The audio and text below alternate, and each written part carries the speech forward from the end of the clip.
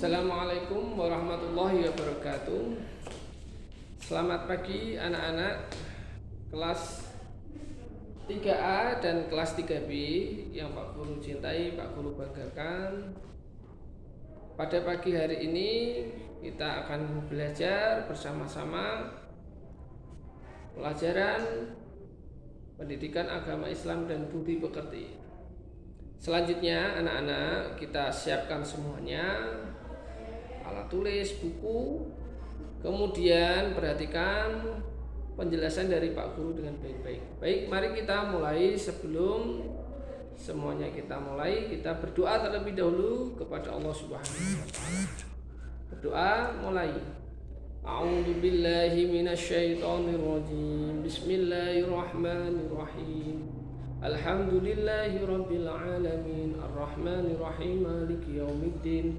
Iyyaka na'budu wa iyyaka nasta'in. Ihdinas siratal mustaqim. Siratal ladzina an'amta 'alaihim ghairil maghdubi 'alaihim waladdallin. Amin.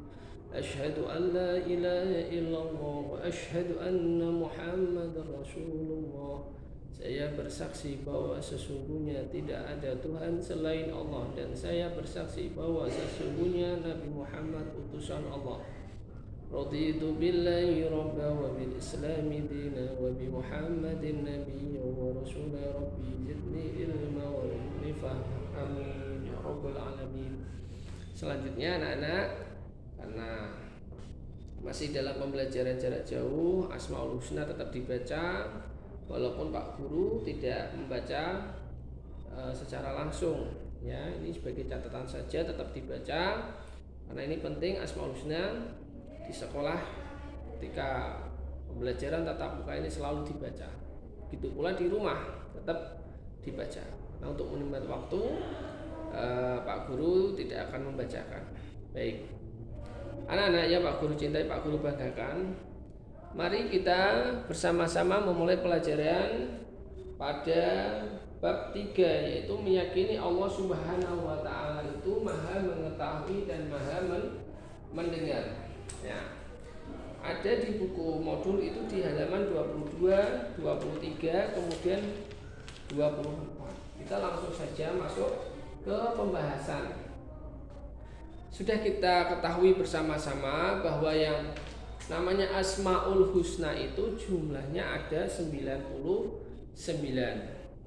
Nah, Asmaul Husna itu sendiri artinya adalah nama-nama baik Allah. Nama-nama baik Allah itu jumlahnya ada 99. Itu harus kita baca, kemudian harus kita hafalkan ya. Supaya apa? Supaya nanti kita mendapatkan apa? Pertolongan dari Allah Subhanahu wa taala. Barang siapa yang membaca Asmaul Husna dijamin akan masuk surga insyaallah.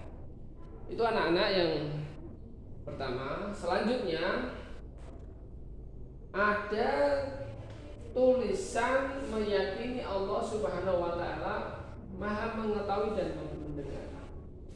Nah, di sini Pak Guru akan menjelaskan, yaitu yang pertama adalah Al-Alim. Apa anak-anak? Al-Alim. Al-Alim itu artinya apa? Allah Maha mengetahui. Ya. Allah Maha mengetahui itu arti dan maksudnya apa? Allah itu Maha mengetahui itu semuanya. Ya, Allah mengetahui baik hal yang gaib, baik hal yang kecil ataupun yang tidak kelihatan oleh mata manusia. Semuanya ini Allah mengetahui. Karena kita tahu bahwa Allah ini adalah yang menciptakan semua makhluk ciptaan Allah. Maka hal yang tidak mungkin kalau Allah yang menciptakan itu tidak sampai mengetahui. Inilah sifat Allah Al-Alim, artinya Allah Maha mengetahui. Mengetahui semuanya ya yang ada di alam semesta ini. Itulah penjelasan dari sifat Allah Al-Alim. Selanjutnya yang kedua Pak Guru menjelaskan yaitu as-sami. As-sami itu artinya Allah Maha mendengar. Allah Maha mendengar itu maksudnya apa? Bahwa Allah ini mengetahui, mendengar ya semua apa yang disampaikan, apa yang disuarakan oleh makhluknya.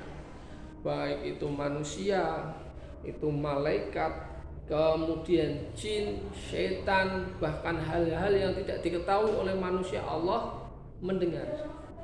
Ya, mendengarkan semua. Jadi wilayah dan jangkauannya sangat tidak terbatas. Allah itu maha. Yang namanya maha itu adalah di atas segala-galanya. Itulah sifat Allah as-sami'.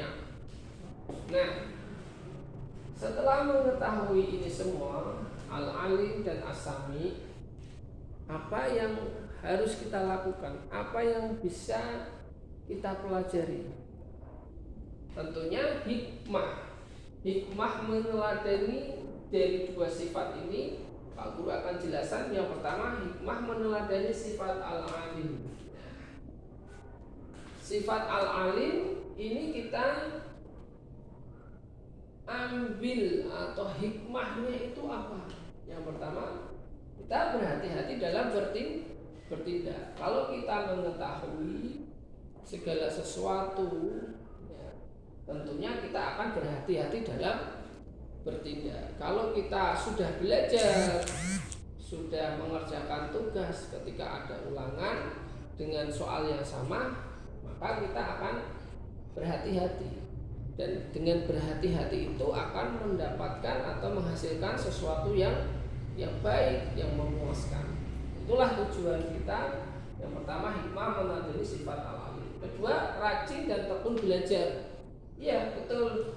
Ketika kita mengetahui semua ya pelajaran, kita mengetahui apapun itu, maka kita akan semangat dalam rajin dan tekun belajar. Kemudian tidak sombong. Nah, ini perlu Pak Guru jelaskan. Orang yang mengetahui itu semakin dia tahu, harusnya semakin dia tidak boleh sombong. Nah, ini yang perlu kita pelajari, yang perlu kita amalkan, bahwa ketika kita mengetahui semua hal, kita mengetahui segala sesuatu, kita tidak boleh sombong. Jangan sampai seperti iblis. Iblis itu mengetahui semuanya, bahkan merajai semuanya di kalangan penduduk langit. Ini iblis ini yang paling pintar, yang paling cerdas dibandingkan makhluk-makhluk yang lain. Akan tetapi iblis memiliki sifat sombong, makanya dikutuk oleh Allah, dilaknat oleh Allah, dikeluarkan dari penduduk langit atau dikeluarkan dari surganya Allah Subhanahu wa taala, dan dia akan tinggal selamanya di dalam api neraka. Janganlah sampai kita seperti sifat iblis yang sombong.